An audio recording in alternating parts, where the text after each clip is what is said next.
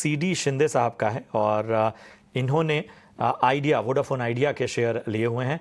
लगभग 7 रुपए के आसपास की इनकी ख़रीदारी है। मैं कहूँगा कि इंटरेस्टिंग बाइंग है इनकी, और पूछ रहे हैं कि यहाँ से क्या करना चाहिए। लक्ष्मीकांत जी, 7 रुपए के आसपास की बाइंग क्या करना चाहिए वोडाफोन आइडिया में? देखिए, यहाँ पर एक जो डाउनवर्ड मूव है वो 6 रुपए तक का आता हुआ दिखाई दिया था। देन आफ्टर वहां पर एक पुल बैक मूव आया था, बट अभी भी स्टॉक अपने 200 डीएमए लेवल्स के नीचे ही ट्रेड कर रहा है। मुझे लगता है कि उसी स्टॉप लॉस के साथ, 6 रुपए के स्टॉप लॉस के साथ ये होल्ड करके चल सकते हैं। थोड़ा इंतजार करेंगे और 8 रुपीज के ऊपर ब्रेकआउट आता है, देन फर्दर बाइंग मोमेंटम के ट्रिगर इस स्टॉक में देखने को मिलेंगे। देन आफ्टर फिर ये आगे की तरफ बढ़त बना सकता है। जो नेक्स्ट अपर लेवल्स दिखाई दे रहे हैं वो अभी दिखाई दे रहे हैं 10.40 के आसपास। अगर उसके ऊपर ब्रेक थ्रू मिलता है, देन 12 से 13 रुपए तक की स्टॉक बढ़त बना सकता है। अगला सवाल मनोज पाठक जी का है।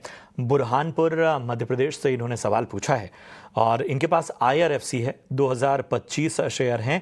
126 के भाव पे इन्होंने खरीदारी की हुई है और 5 साल तक का नजरिया लेकर चल रहे हैं। लक्ष्मीकांत जी, IRFC लॉन्ग टर्म के नजरिए से 126 रुपए की बाइंग फिलहाल मुनाफे में है, क्या राय होगी? सबसे जैसा कि आपने बताया, इनका काफी लंबे समय का नजरिया है, तो मुझे लगता है कि स्टॉक्स में तो ये अपसाइड के मोमेंटम में देखने को मिल सकते हैं। जैसे ही IRFC 155 के लेवल्स के ऊपर एक वीकली क्लोज देता है, देन आफ्टर हमें जो इसके जो पिछले स्विंग हाई हैं जो हमें दिखाई दे रहे हैं, जो फर्स्ट स्विंग हाई वो 180 के आसपास है, जो सेकंड स्विंग हाई वो 229 के आसपास है।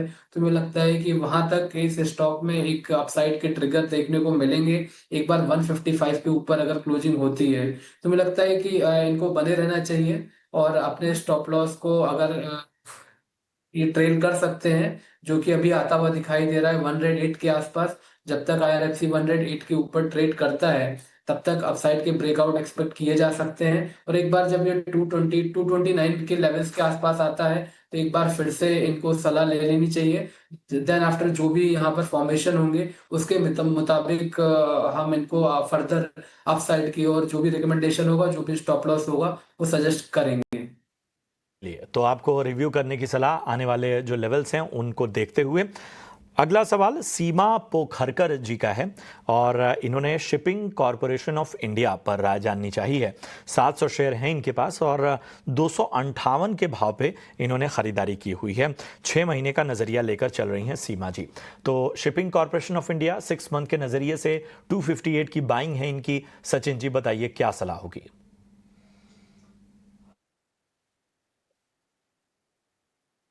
हाँ जी, बिल्कुल।